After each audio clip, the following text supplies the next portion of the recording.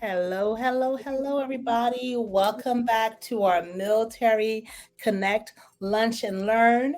And I'm going to first apologize to you guys. Y'all getting all your videos back to back this week. So I'm probably going to do it again, but it's worth it because this month, we were at GovCon. So that's part of the whole snafu because we were actually doing government contracting, learning about government contracting this month. And um, so we learned that when we have our conference, maybe we can't have our Milk Connect at the same time. It won't happen. So today, I am bringing in for a lunch and learn my friend, Abby Souffrant, the shopping contract queen. She's won so many contracts already, too much to count. She's my coach too because she's I'm her mentee for shopping contracts. So I want to make her proud. So I brought her in here so she can be able to pour into our military special community on how government contracting can be an option for us. Go ahead, take it away, Abby. Passing Oh to you. my gosh, Marlene, you are not doing yourself justice. Listen, I am her mentee because Marlene knows everything. Like she knows everything. She's the business resource queen. Like I'm pretty sure I talk her ear off. She talks off my ear, and so we have a mutual business relationship that is like amazing, and it's like none other. Yeah. So first, thank you, Marlene, for inviting me to talk to your friends, your community. I'm so excited to be here. But yeah, y'all, let's just get into it. Government contracts. I'm pretty sure most of y'all really know or have heard about government contracts and but don't really know the details about it, how to get started, what it all involved, can you do it, all those things like that. And I'm just gonna briefly touch over a few of those things. But don't be worried, don't be scared. You Anybody can do government contracting as long as you fit within their guidelines. Mhm. Um, at the beginning, let's just start straight at the beginning. So the government does business with businesses. All right, they don't do business with people Mhm. per se, right? Most business, right? Because there are a few stragglers in there, right? And I don't want people to be like, she's lying. There are a few stragglers, but the majority of business that goes on with the government is done with other businesses, i.e., myself, my Mhm. business, and Open Solutions, Marlene's business, anyone who has a business. And so the first thing is you want to make sure that you have a business. You want to make sure you have registered, make sure you have clear lines of communication because the government's going to research you, Yep. right? We always hear about scams going on, right, Marlene? I feel like there's a new Yes, scam, yes, yes, yes. multiple new scams every week. And so to combat the scams that go on, you have to have your ducks in a row. I would say that's probably one of the most important things to do is make sure that your structure is right, and that you can be found because when people do research about you, they have to be able to find you. So along with having your information registered with your Secretary of State, you also want to make sure you have a business phone number, you have a website, you have a business email, not Gmail. We do not own Google. Google owns Gmail. But you can absolutely use Google Workspace as your platform to host your business stuff, which is one thing that I use. I love using Google Workspace for my business. Mhm. We want to make sure that you get a website. Also, social media. People don't think that social media is not that important for businesses, but it really is. It really gives you that social proof without you having to say, hey, we're here. Like your stuff is just gonna be out there. You do it, you post, and it will vouch that you're a business. Like especially if all the stuff is aligned, and there's so many different social media channels right now, and you don't have to subscribe to all of them. Okay, I would say maybe like one like a Facebook or Instagram or Twitter, and then LinkedIn LinkedIn is a because we're must. business owners. Listen, you have to be on LinkedIn. That is like what do you call it? Like the business mecca. Like Yes. that is where you need to be. And you can do. I know that you do have to. They have a free version and a paid version. I always like to start with free 99 because I like my coins to go further. And then I upgrade as I need to. Mhm. But I know like Marlene is the resource queen, and I know that she knows a resource for certain business structures Mhm. and LinkedIn that you can get it for either discounted or free. Well, for military One of those two. communities, it's free. So if you're in a military community, you have free premium LinkedIn for the year, every year. So get it I anyway. So there is a that was must. perfect. Like I said, it's a must for the military community. I don't know. I'm sorry, Abby. Congratulations, girl. Yeah, I don't benefit from that. I'm not a part of the military community. Dang it. I think my husband might be a little too old to register. So we kind of missed our mark. That's okay. But for those of you who are Maybe part of the if military, if you have an MDiv, he can probably be a chaplain, and then you can be a military spouse. don't get me thinking, right? Um, so okay, your foundation is good. It's set. You have some social, or should I say social, not social, but online presence, internet footprints.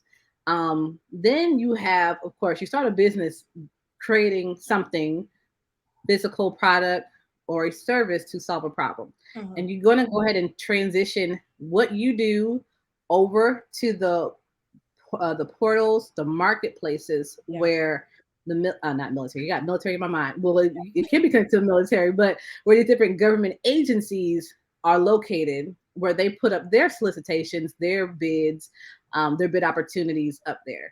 And Yeah. so the one thing I like about government contracting, unlike B2B and B2C, the government puts out what they want. They're like, look, we need this. Here's a solicitation. This is what we're looking for, and here are all the details in the solicitation for the right vendor that we're looking for.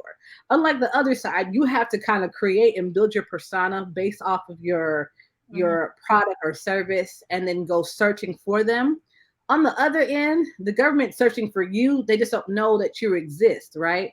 And the only way they know you exist is if you are a business and that you're a business that's registered in their marketplace, their vendor, their portals, Mhm. and then that you actually respond to the opportunities that they put out in a form of a proposal. Yeah. That's how they get to know you. And Yeah. so I like that because one, they're looking for me, right? And then two, they have a budget for me, which I Yeah. like even better, right? I like people with big budgets. And Yeah. so I know what I have to offer is amazing and great. And I want to not only maximize my time and effectiveness in the marketplace, but I also want to make sure that I'm also being properly compensated too, because as a business, we are in business to make money Mhm. so that we can keep the ball rolling, you know? And so I believe in many instances, the government does offer that opportunity to us in so many ways, right? And I know y'all hear me say the government, right? So let me break down the government because there's many different Exactly. Because like, we're military. We like what government. We know the big. We're already part of the government. So what we talk about the government. That's more. far and wide. Like, okay, so let me break down the government. So the government can come about in many different ways. So you have the big boys, which is the federal side, right? Um, the federal is just federal. They have all the great grand budgets. However, they have a whole lot of rules That's where the that are Department of Defense comes in that part. Well, the army. right. Just the military, like everything that's just big. It doesn't have to be big, see, because they have big projects, big programs that they're a part of, but and I think a lot of times we don't understand how we can fit into a big project or into a program that they are implementing. But all projects are put together piece by piece. Mhm. They're put together vendor by vendor. So if you break it down like that, it would help you more comfortably understand where you fit in that marketplace, right? Right, Marlene? Yes. Because it can be overwhelming and it It can is. be intimidating. Like, Mhm. oh my gosh, Yeah. you Yeah. know? Yeah.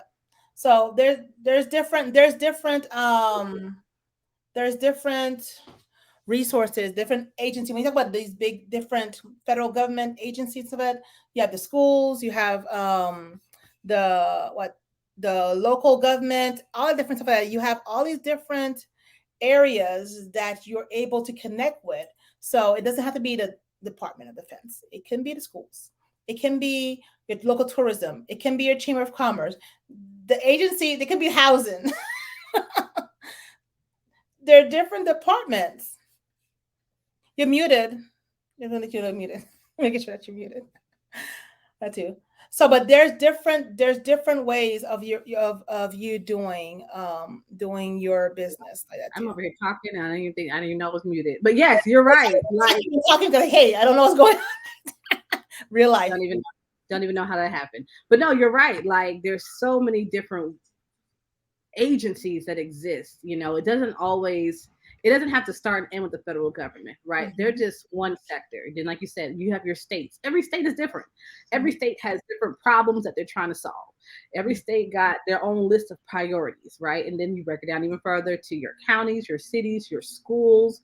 Your schools could be public, private, Mhm. K-12, universities, Homeschoolers. colleges, homeschools. Like, working in government contracting can go as large nationwide as you want it to be, or international and overseas, or as intimate as just you don't even have to literally leave your county to make an impact to offer your products or services. So You don't have to leave your house. You can just do it from from home. your house, you're not limited to just your area, because there's certain areas that offer more opportunities than what your area may, and they may be fine, like they don't need your services right now in your area, but someplace maybe 6 or 7 counties over, or in another state, like you are absolutely open to working in multiple pools, what I like to call it. So I'm in the state of Alabama, but I definitely love to do work in the state of Louisiana, or I'll definitely go look at Virginia or Texas or Florida. So you're not just limited to where you are, but again, you have to, through research, you get to figure out, well, where are people buying what I have to offer? Where is that demand coming from? And then how can I introduce myself and my company to, those agencies to help them solve their problems? I know what I do, and I do it very, very well. Hmm. So that's just kind of part of the back end research that comes over time. Yeah. You're not going to know everything overnight. And new things, like new priorities, come on a daily basis. Yeah. What may have not been a priority during this fiscal year may be a priority the next fiscal year, or even this month to next month. Like, stuff changes so fast. Yeah. If you, I think this is why it's important that you keep on top of what's going on in our society, in the news, what's next, because it's like you would think one thing is going on and then the next minute you see a whole shift in the process. Hmm. So yeah, that's really important. So let me tell you one of my little cheat codes that I do. Because you know, I So take, I take a little. I take she's getting a little bit intimate. Come on, let's go. Tell us. You say a little bit my cheat code, right? So one thing that I utilize, I love Google, y'all. And it's funny because me and Marlene were just talking about Google for like a whole hour, Yes. right? Don't give it away, I'm Abby. not don't tell them my little, just one little secret. No, don't tell them that we've been on here for a whole hour talking. That we We then, talk for listen. We serve each other in multiple capacities. That's how we continue to be great. yes, yes. So one thing that I do, um, that has helped even to shape the services that I offer, because I do offer multiple services, right? So one of the things I also do is event planning. I don't do it as much anymore, but when I was on it and I really wanted to implement event planning services, one thing that I did was I would go into my Google alerts, and I would put in um, like not Google, event planning services into Google, or event planning management. And it would send me an email once a day, or you can set up for every day, once a week, whatever, however your frequency you want. And it would send me all the articles or new things that came out on the World Wide Web about event planning. Mm-hmm. And sometimes I'd find like that's like my cheat sheet. I'll find some really, really good information. I may go like there may be a recap of an event that happened. And so I will just go look at the pictures. Sometimes they'll show videos and I would just get inspiration from my company and be like, we could actually add that and that would definitely add more value or that would definitely help us to stand out. Mm-hmm. Or if I'm doing things on a bigger scale where I'm definitely trying to reach out to maybe some of the government agencies, I would see, well, what events do they put on? Mm-hmm. Uh, or what events, or if you're doing event planning, what events happen in other cities and states that don't happen in my city or state? Yeah. And I would use them and those data points and those articles to pitch and present to my city like, hey, Hey. we don't do this festival. It would be nice if we could because they do it in Atlanta and they do it in Houston and they do it in New York. And I think based off our demographics, based off of the growth that the city is trying to use, because you have to use their language, right? Yeah. If your city is growing or looking to grow, you might want to chime in every once in a while to a town hall meeting or understanding what new planning and development is going on locally, especially if you want to implement your business on a local level. Mm-hmm. Understand what's going on in your area, right? And whatever is not going on in your area, and if it's going on somewhere else, copy and paste. Put Yeah. your name on it. White We can label do it. this. This is the type of budget I'm looking. Listen, this is the type of budget I'm looking for, Yeah. and I think it will be phenomenal. So that's my little cheat sheet. Google Alerts. Google alert. Uh, She's I'm telling you, it's the best research tool, free research tool that you will ever use. I probably have like 50 Google alerts, and my I'm just emails thinking go I was too crazy. much with three, and now you say you have 50. I'm like, okay, I probably have to like go I and have like 50. it's Um, a lot. it might be a little problem of mine, Yeah, but I get so much I probably insight because it takes away you having to go to Google and type it in. Like yeah, they know exactly what I want to look for, and so they send it to me, and it's like, oh, that's good. you have I my like that. wisdom For me. learning. And my brain be turning, and then we go to brainstorming, implementing new things. But it has definitely helped me to reshape my offers to my community and even to the different agencies a lot better. Yeah. I've been able to better package it together so that it makes sense. Um, and that the end goal of whatever event that I was trying to do is fully realized, Mm-hmm. And so, especially when you're pitching something new, you want to have your research done, and even the government contract role, have your research done. Like, Yes. who was the previous awardee? How much did y'all pay them? Like, you can ask those questions. Now, if they're gonna answer them, that's up to them. But Yeah. I definitely ask, like, who won this award before me? How much did Yeah. y'all pay them? Did they do Exactly. all this, or is there something new that's different that you're adding? You absolutely have a right to ask questions, Mm-hmm. and you definitely want to take advantage of those question and answer periods because they are very vital as to how you put your proposal together and what the outcomes are going to be as well. Yeah. And then you're giving a whole bunch of information. Like, oh my God, if it goes over your head, guys, I'm Abby sorry. Abby is like, we can help you, but Abby is the shopping cart queen. She have a mentorship uh class that she's always Yes. gems. She's helping you walk through it. So she can help you with that. So if it goes over your Yeah. head, hey, Abby, slow down. I know, because I could just go. I just get excited about it, y'all. Because it's for one thing, it's just like it's an opportunity. Like many of us are always business owners. I know so many are always looking for the opportunity to change their life, and government contracting is one avenue to absolutely change your life. And just like you wish you would have started some things sooner or earlier. Look, today is a good day to get started. It does not Exactly. matter where Just you are, attention. what has happened, Mhm. what may happen. Today is a good day to get started. Yeah. And I encourage you, if you are able, if you're available, to definitely get started because there's a lot of learning that does have to happen. It all makes sense. It makes sense, and not that it don't make sense. There is a lot of information. However, it is a lot of information to help mold and shape you. And I feel like a lot of the training that I received learning about contracting and opportunities has also helped me to better fine tune how I serve my regular clients and my other businesses as well. Yeah. So it works in tandem together. It's not like it's, learning about government contracting. I can only use these skill sets just for the government. But no, not really. It really helps shape the business to be stronger, better, and just be ready for whatever. Yeah. So it's training that's well worth it. And as business owners, we should always be willing to go through training because things change a lot. Things have changed a whole lot. Just these 4 months of this year already has Yeah. been transformative for many of us, Yeah. and don't even know what the rest of the year is going to give. But Oh, exactly. I want to pivot a little bit because that's what our okay, pivot. I know you're the okay, shopping contract queen. yes, And I want to go into yes, a little bit into shopping contract before we end to show okay. military spouses, hey, you know what? If you love to shop, you can shop. You shop. So the government buys products or services, right?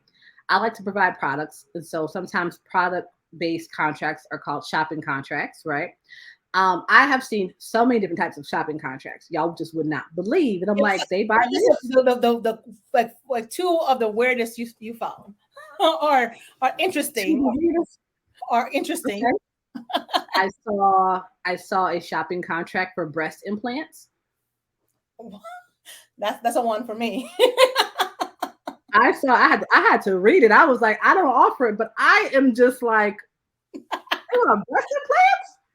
Okay, What all what agency was this? I don't know. It's somewhere saved in my computer because I just had to put it on my wall of fame. It was just amazing, like breast implants. You should have shopping contract wall of I really need to. I'm gonna start that. I'm gonna start yeah, that yeah. next month That can be that could be a whole because TikTok trend. oh, literally. Breast implants was one. I saw another. Oh, I saw one for it's not weird, but you never think that the government may buy it, but they do. I actually saw a RFP for a breastfeeding cubicle. So Mm. like a privacy cubicle, kind Mhm. of like like if you have Little a pod. workstation and you could be private. Yeah. A pod, yes. Mhm. So it was like a breastfeeding pod, and I was like, oh, it might have been from the same agency because it was around the same time. And I was just like, this is crazy.